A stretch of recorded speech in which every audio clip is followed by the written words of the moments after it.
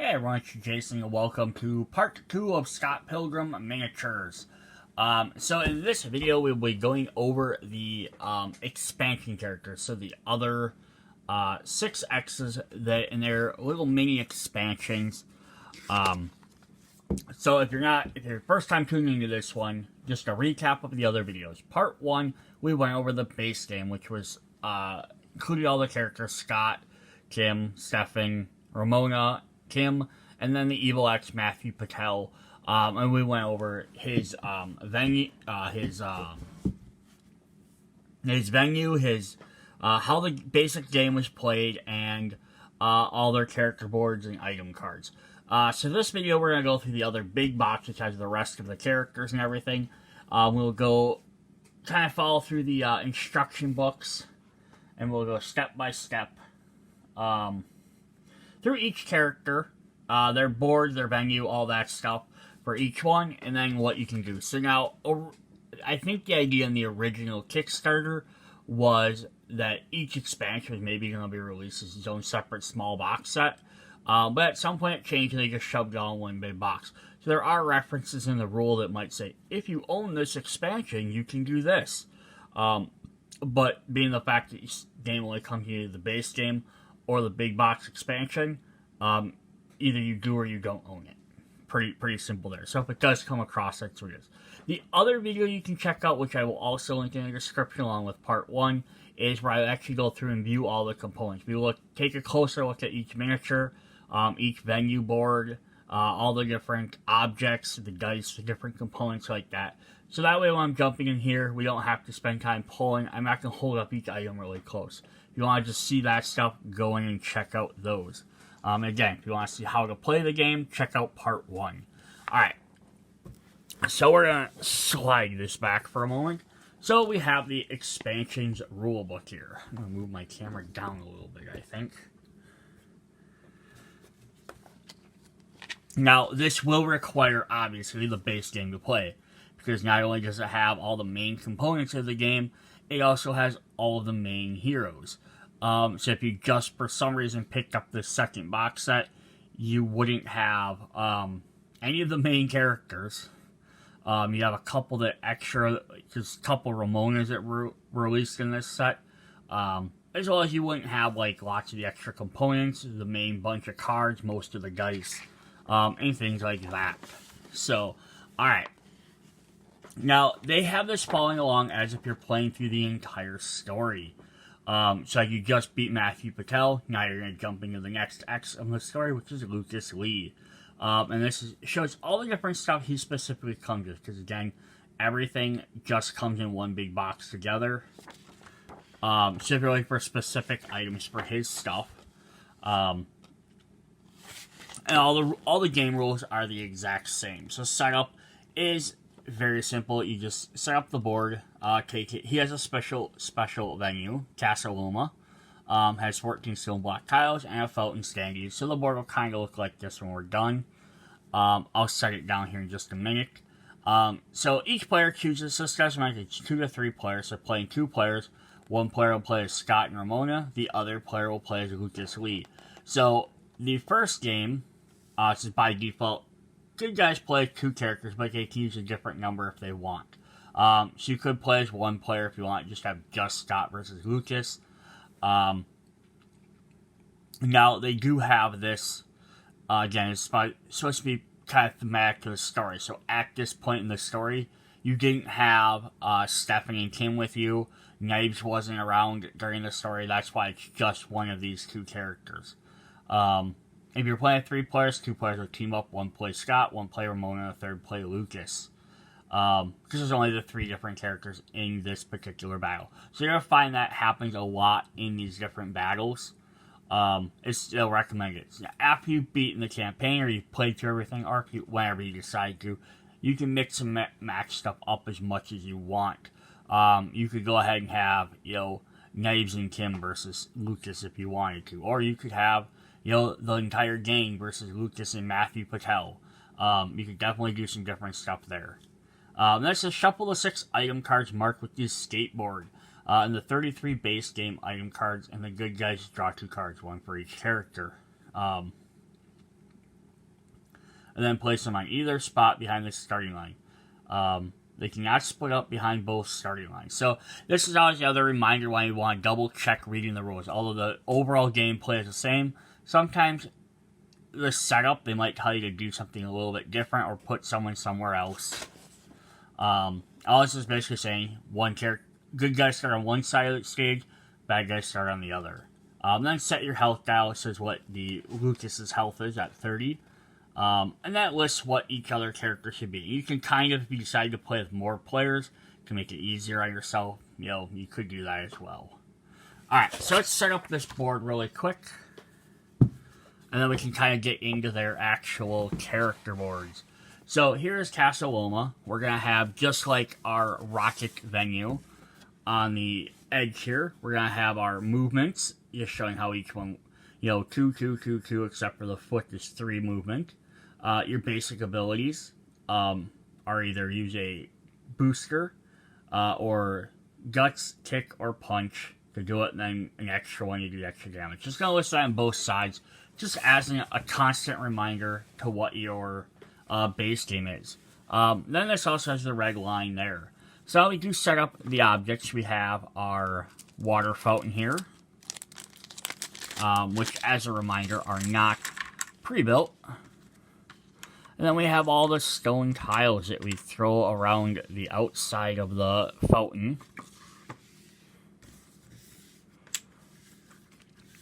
Now these will have a crack side, because they work just like objects. So like where the rocket venue from the base game has speakers, amplifiers, tables, stools, stuff like that. This is instead going to have these tiles that you have to work around. And then below them is we have the item spot, plus minus. So initially, a character can't. So if we have Scott here, throw Scott and Ramona. And then if we grab Lucas here, throw him on the other side, we'll toss him up there. So yeah, initially you can't just go up and grab an item. You have to run up, pick one of these up, then throw it somewhere. Then you can start getting that item spot. But yeah, it's only going to leave that one item hole open, so you'd have to start removing a bunch of them. So it kind of makes that a little bit very different stage layout than the other one where it was just an open spot in the center you had to get to.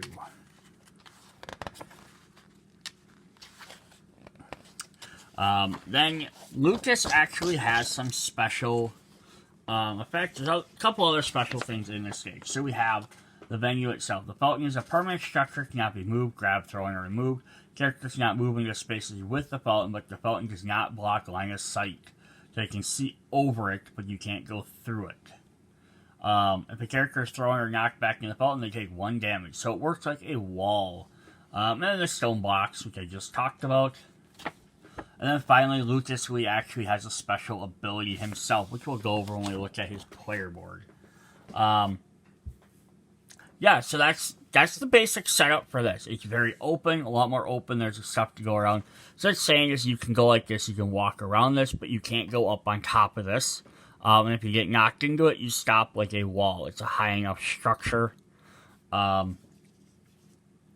So then let's go ahead and look at our Lucas Lee player boards. We've already seen Scott and Ramona in the other one. We're not going to re-go over them.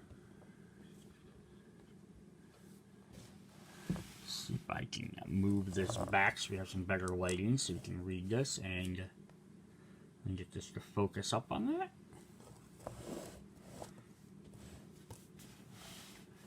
Need a better table setup for this. Alright, so on the side here, he has a special ability called Kick, Push, Glide. Once per turn, Lucas can double the spaces of movement he gets from spending 1 die. So that means if he spends the speed die, the foot die, he can actually move 4 spaces instead of 2. Or he can, 6 spaces instead of 3. Or he can spend anything to move 2. So he actually has some pretty good move around. And he also has Grind. On his turn, Lucas can move across objects without counting their spaces towards his movement. Then his hearts are wild and any die can be spent for 2. So I'm going to slide this out of the way for a sec. I want to explain how Grind works. And this is very helpful because it also has movement.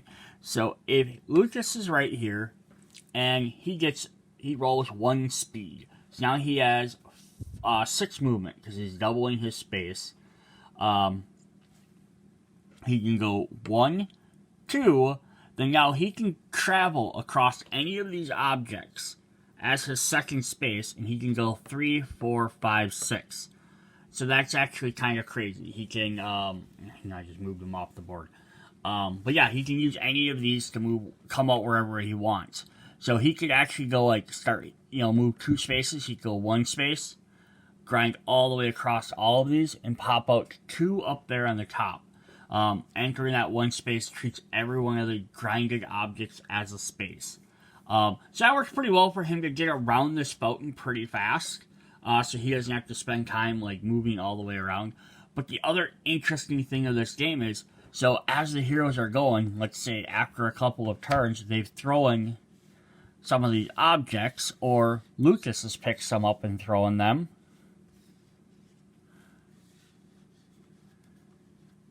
It's just very, very interesting example here.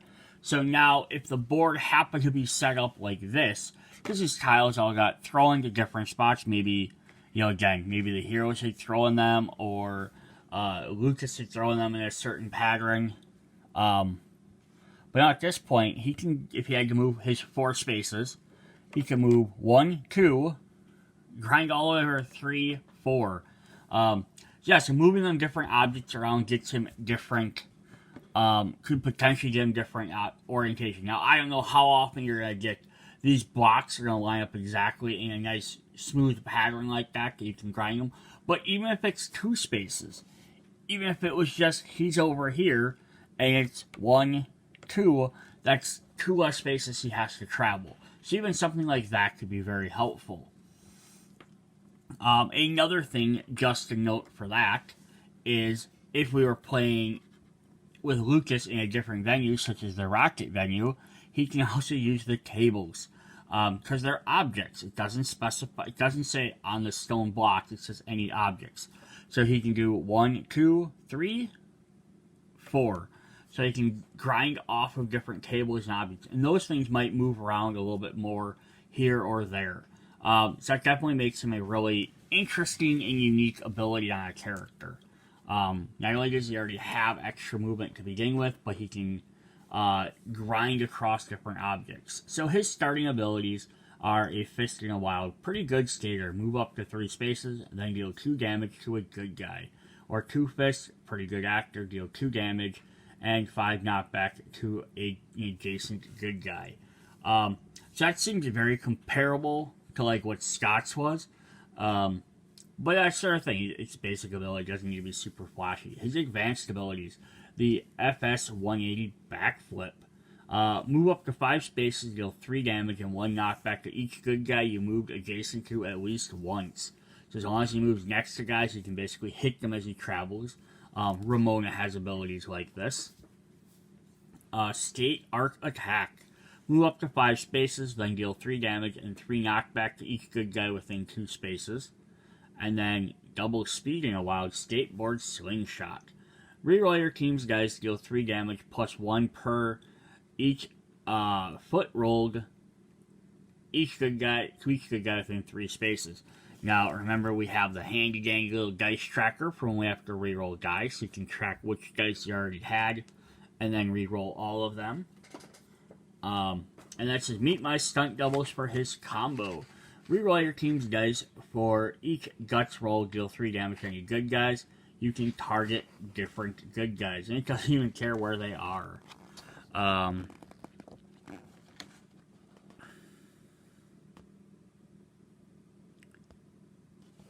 Let's see if it specified the dice in here, but it doesn't. Oh yeah, right there. We did miss this part. It says each round Lucas rolls 3 yellow and 2 blue dice, and the good guys roll 3 yellow and 2 blue dice. So I just mentioned that's another thing you have to look in the instructions for, because Mathew Patel, he had his special magical dice. Other characters have some special dice or different combinations, or depending on what characters or how many you have, they might change. So yeah, unless he just plays outside of his special grind roll, he's gonna play like everybody else. Very simple. Mathew had his demon kicks. He has ability to move around the board a bunch. So this also could, again, be a very fun combination you could do with some of these characters is, play multiple X's together because it'd be different to see how they interact.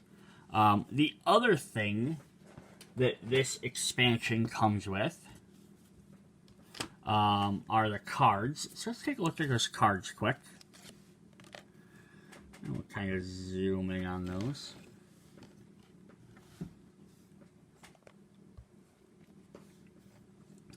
We have the Fog of Love. If a bad guy uses an ability that affects you, you can ignore it, cause them to suffer the effects of their ability as if you had used it on them. So good reversal. We have the Now magazine. Nothing hurts like a rolled up newspaper. Well equipped, one good guy turn can deal you 1 damage to an adjacent bad guy. So we already saw one version of this in the base game. This is a different one with a different picture, but it does the same thing. Second Cup employee badge. Ow, it's ping is sharp. Well equipped, once per good guy turn, you can deal 1 damage to an adjacent bad guy. The quick visit to Chopper's Drug Mart. Quick trip to the drugstore cures some things. Each good guy gains 2 health, then discard this card. We have Present. Draw 5 item cards, keep 2 of them, shuffle the other 3 back into the item deck, then discard this card. And then finally we have Tall Potted Plant of Whacking. You gain the following abilities. You can spend any number of guts dice for each guts dice spent. Deal 2 damage to any bad guy within 2 spaces, then gain 1 experience. And I like this one because lots of the other ones are essentially like if you equip it, either up your damage, or there's stuff where you can discard them to do extra damage. This is fun because it gives you another different ability. And maybe you have some characters that don't really use the guts icon that much, or at all even. There might be characters that don't. So this could be a fun card to equip to that character, just so that way, hey, if they roll the guts, they have option of doing something as well. Or if you just have 1 extra guts sitting on. So the idea of the expansions, you're supposed to shuffle these into the base game. Then when you go to play the next X, you pull these back out, you put the new cards back in. And it's just kind of, I think the idea is to bounce so that way the deck's not getting too overpowered. You're getting a couple new cards every time. But it's also, I think, thematically it was supposed to be, or like, not mechanically it was supposed to be, because originally each game was supposed to be its own separate expansion. So the idea was supposed to be, you have the base game, and you have the Lucas Week expansion, add those cards into the base game. And then the idea is if you pick up the next expansion, it's supposed to be, you have the base game, and you have that expansion. I would say after you've played the game, just go ahead and mix all the cards together. With a few exceptions, the book will note, because there's some cards that are almost story based, I guess. Alright, so then the other thing we have for the Lucas Lee expansion is Doppelganger Ganger, Scott versus Nega Scott. It's a 2-player. So you just have to beat Nega Scott. So it's Scott versus Scott. So it's placing any venue board in the middle of the table and set it up as described in its battle rules, since it does not include its own venue. So now, as of right now, if you just own these, you can either play them on Casa Loma or you can play it in the Rocket venue. But when you play the other expansions, you can use those too. So one player chooses Scott Pilgrim, the other chooses Nega Scott. Otherwise, lots of stuff in base game deck. Each player draws 1 card. 1 character on each side. Health dice, each set to 30. Use all the different dice. So they're going to use the same dice. 3 yellow, 2 blue. In this battle, though, they cannot gain booster tokens. That's because each player has to act each turn. So a good guy can't decide to not. The person who plays Scott Pilgrim can't choose to forego their entire turn to gain booster tokens. So that does change up their strategy a little bit, potentially. It says, Negative Scott's the evil version of Scott, just like Scott in almost every way, has all the same abilities. Unlike most of Scott's opponents, Negative Scott can pick up and use item cards just like a good guy, but he cannot pick up and throw them like an Evil X can. Alright, so that's all we had for that. There we got Nega Scott on the board. Just basically a black and white gray version of him. But he has his own board. So, his board is exactly identical to... exactly identical to regular Scott Pilgrim's, with two to three exceptions. One, obviously, it's reversed to look like a bad guy's board. Which actually reversed not to look like a bad guy. It's reversed because it's Nega. So everything's on the other side. Also, all the abilities say Nega in front of them. Otherwise, they do the exact same effects. But he also doesn't even have a booster meter over here. So they did that to make him more like a bad guy. To show that you can't gain booster counters with him. Now, there is no reason, again, why you couldn't potentially play him as a good guy character if you wanted to in your own thing. The same way you could probably mix and match any of the characters around, and just the X's won't gain booster tokens at all. Alright, so we're going to go through these pretty quick because he already has all these. But he has Nega Shadow Kick, move 3 spaces, and deal 1 damage, 1 knockback to an adjacent good guy. So they're going to say good guy instead of bad guy. That would be the only thing about playing these guys the opposite. It's just you'd have to ignore the word good guy and bad guy. Nega Judo Throw, deal 1 damage and 5 knockback to an adjacent good guy. Then Nega Base Slam. Reroll your team's dice and deal 2 damage, plus 1 per fist roll to each good guy within 2 spaces. Nega Tail Punch, deal 2 damage and 3 knockback to an adjacent good guy. If you spend extra punch, deal 2 damage. Nega Air Juggle, deal 3 damage to an adjacent good guy, plus 3 per spent extra guts. The combos are Nega Headbutt, move up to 2 spaces, deal 5 damage and 2 knockback to an adjacent good guy, and the Nega Reversal. If any good guy uses an ability on you, you can ignore it and cause that good guy to suffer. The effects of their ability is the same knockback and damage as if you had used it on them. So I did want to point this out, because I did mention that Lucas and Scott have very similar abilities.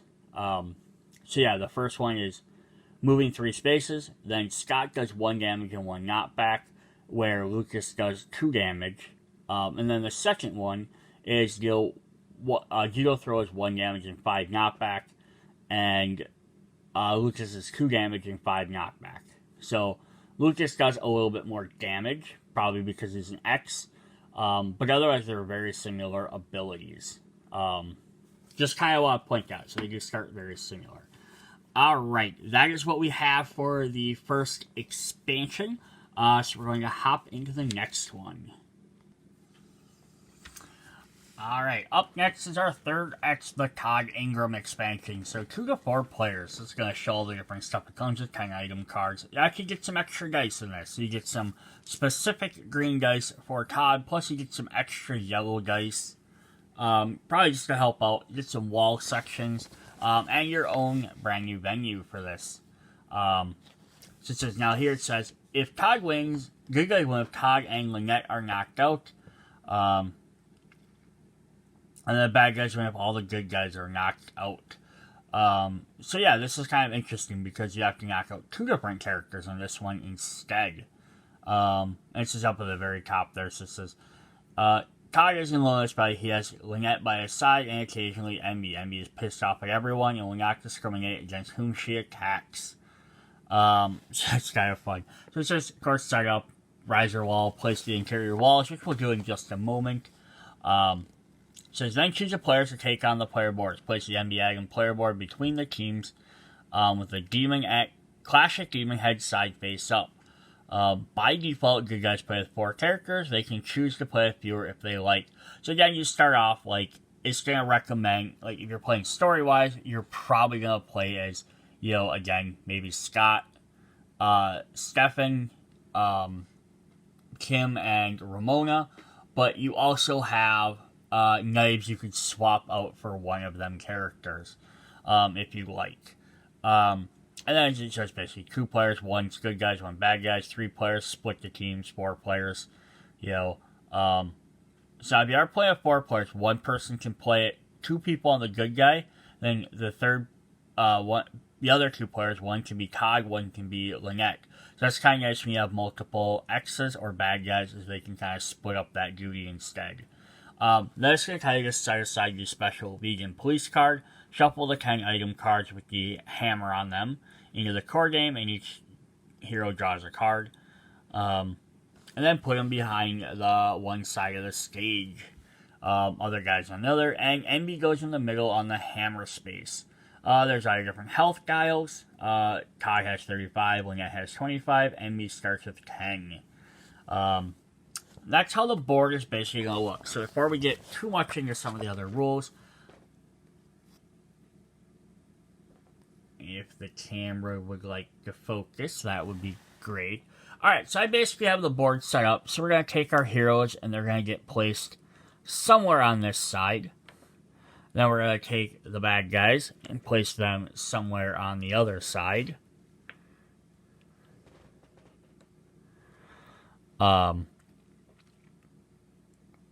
Actually, we're going to move Scott down here. And then there's a hammer in the middle is where NB goes. So we have some different objects. Again, this is what's really neat about the different locations, because they're like, it's the same style map, same tiles, like space and everything, but you can do a lot of interesting things. So again, the item spaces are spread out. We have 3 on this side, 3 on that side, which you have to move some objects to get to, and then 2 more sitting up there at the top. So that can definitely, again, change the dynamic from the other 2 venues. Plus, you have a bunch of extra objects at the top, because you can go climb up on that riser, grab them speakers, do some extra stuff. The other component we don't have in here is on the board. There's these brown spots here that say walls.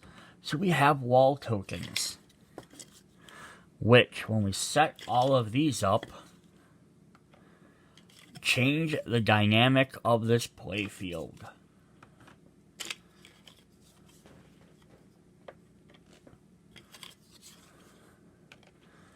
I didn't set these up first just because I wanted to make it a little bit more impressive. 2, it also just show off the other spaces a little bit easier.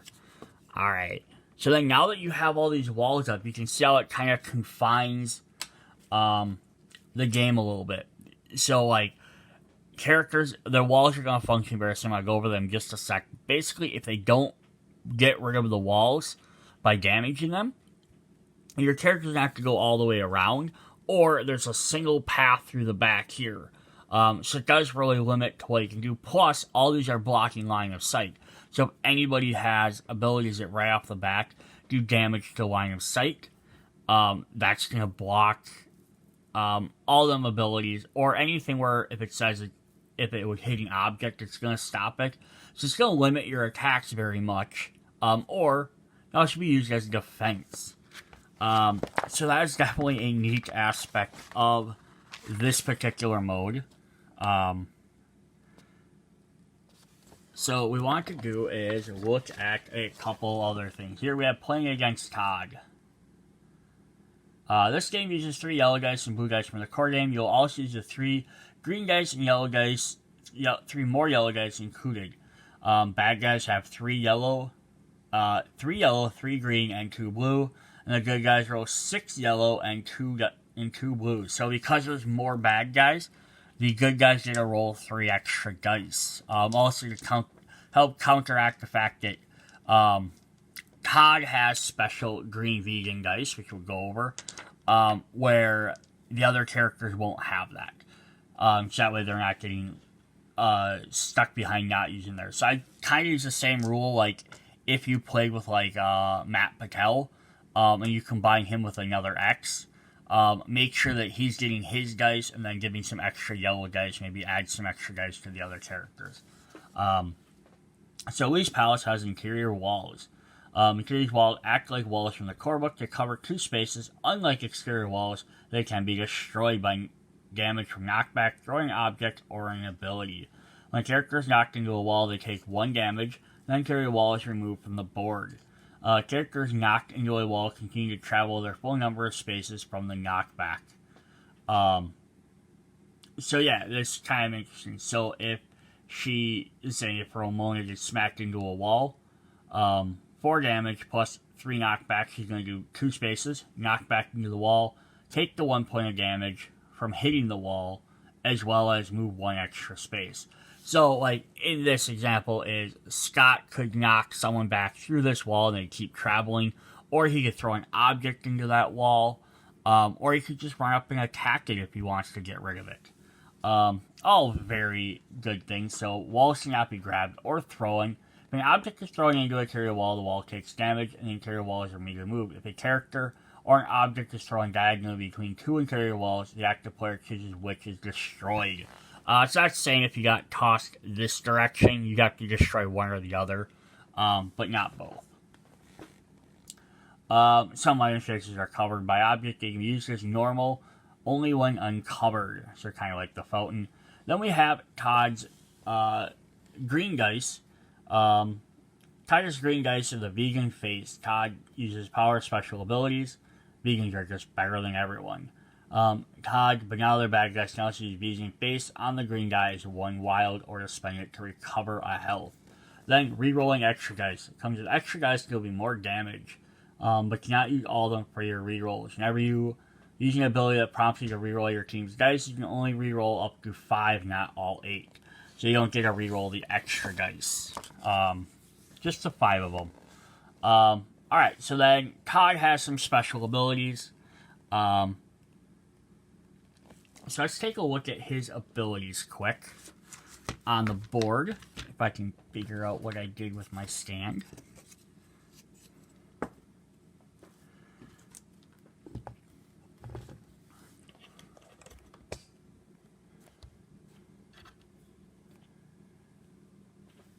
Alright. I destroyed everything. Alright. So here's Todd's board. So Todd has a little bit different setup. He only has 1 advanced ability, but he has a vegan meter at the top, which will keep track of with the little black tracker cubes. What he has on the side here, vegans are just better. If any good guy uses an ability on Todd, Todd can advance his vegan meter once to ignore it. So basically he can dodge any attack, but he has to advance his meter towards the veganized side. Hearts are worth 1 health. Vegans are worth 1 wild or 1 health. And any die can be spent for 2. Now that's slightly different than some of the other characters. These other characters, lots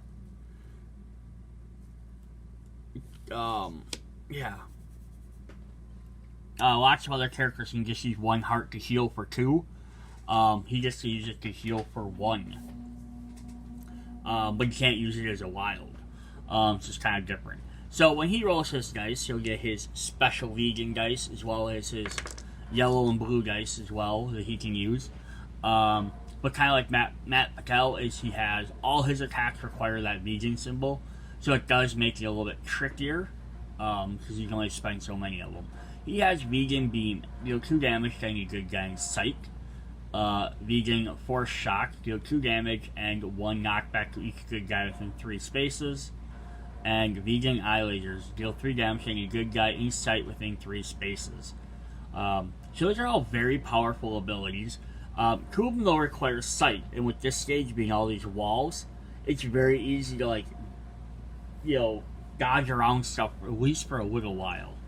I think it's vegan explosion, deal 4 damage and 3 knockback to each good guy within 5 spaces.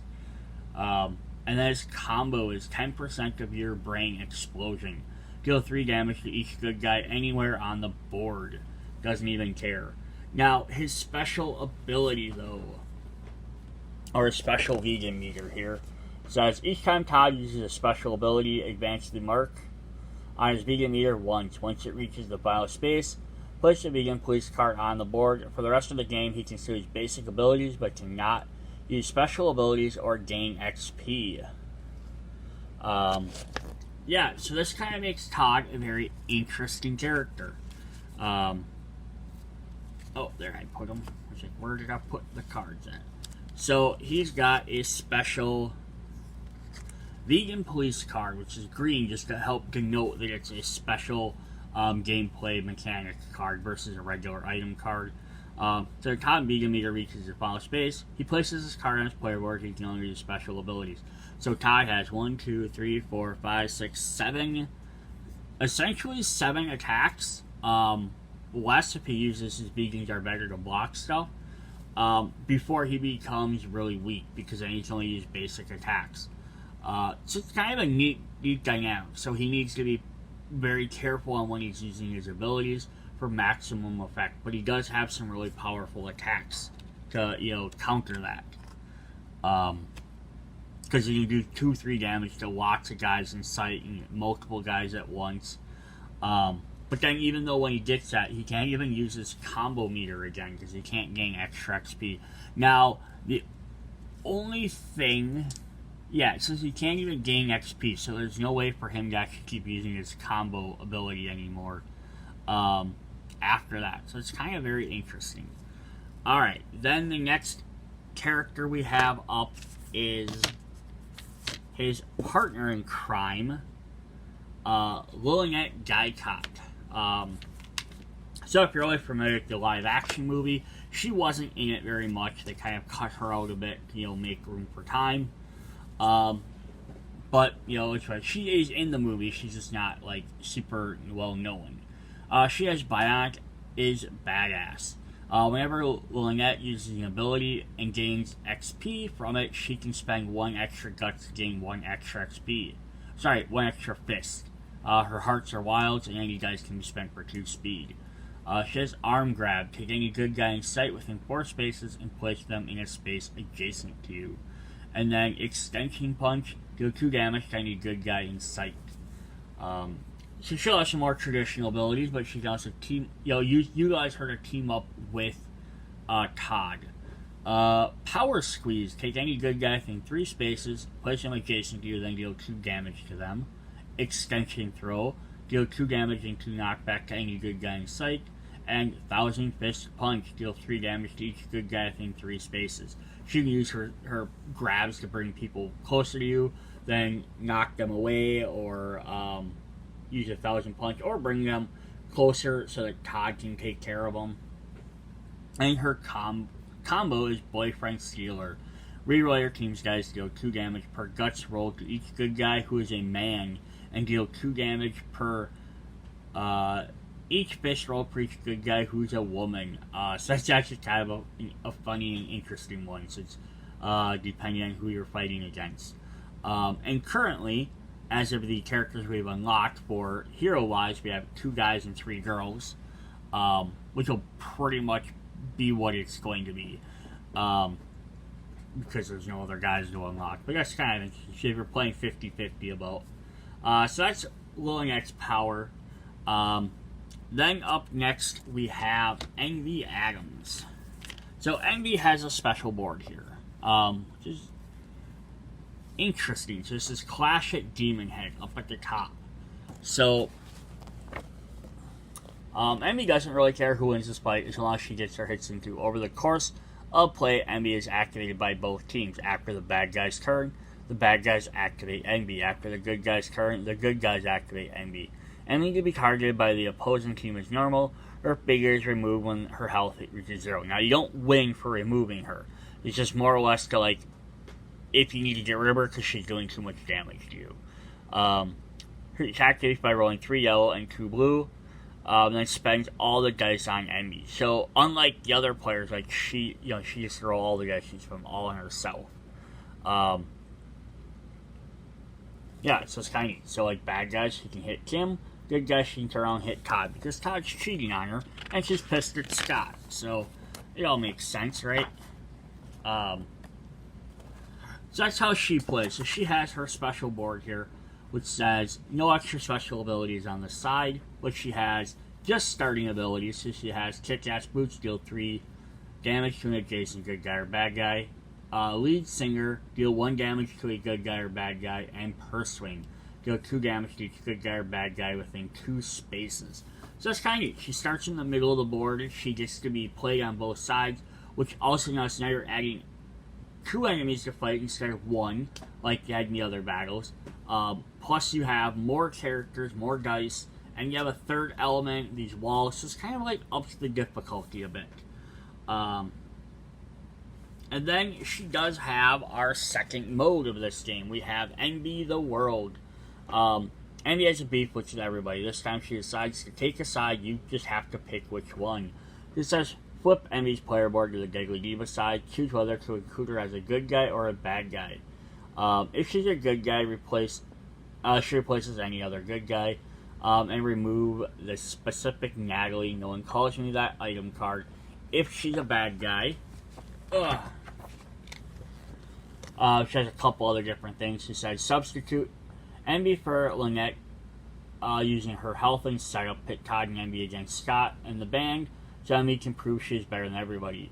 If you're playing with Lucas, Lee, or Roxie, Richter, I'll substitute them for that specific character using their health and setup. Envy can handle herself against Scott and Ramona.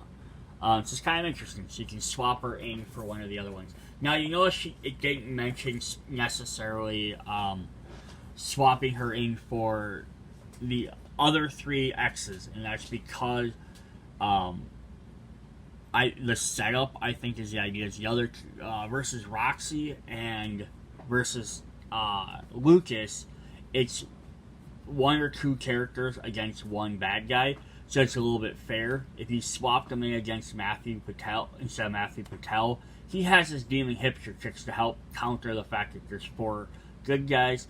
And then the same idea with the Katayanagi twins and Gideon and the other 2 X's is they have extra components that if you just swapped her in for one of those characters, she would be at a disadvantage. Alright, so let's flip her over and look at her new player boards. Now she has Deadly Diva at top. She has the booster slots. If you're going to play as her as a hero or as a good guy, you can use them booster tokens.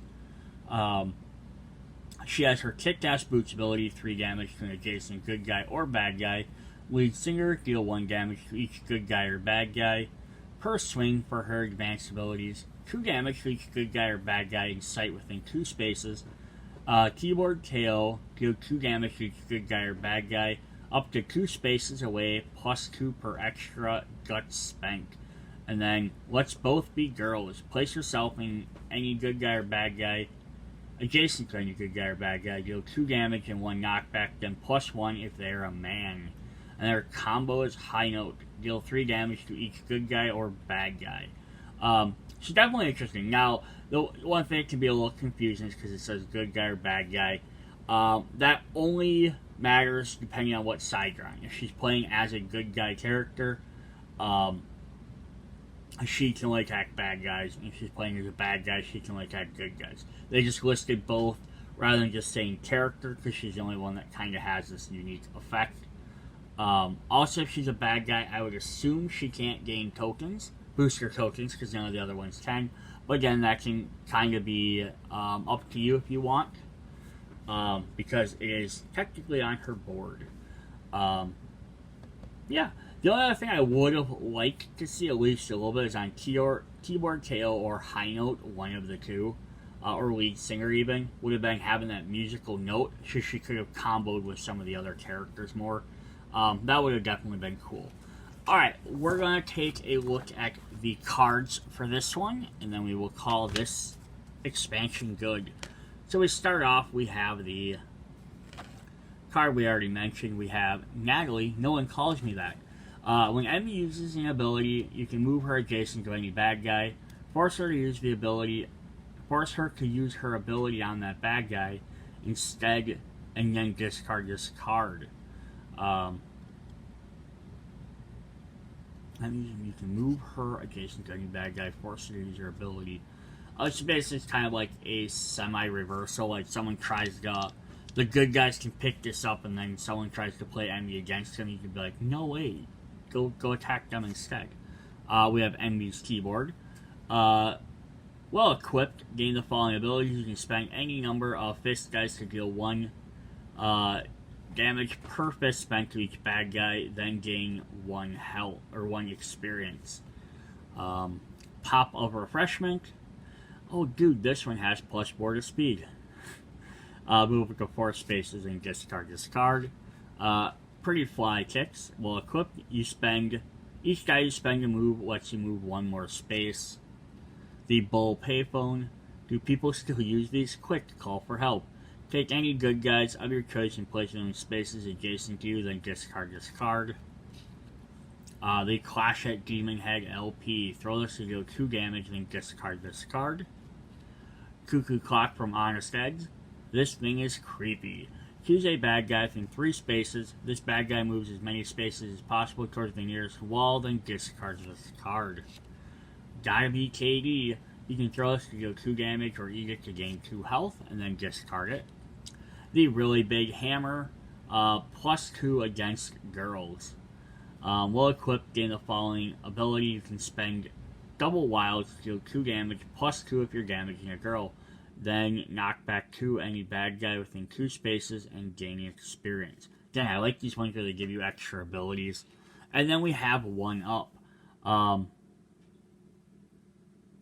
Which, yeah, I don't know why it's in this set, because it has that symbol, but it says, start this game when facing Katayanagi twins or Gideon Graves. Choose 1 good guy to bring back to life. They start any empty space with 10 health.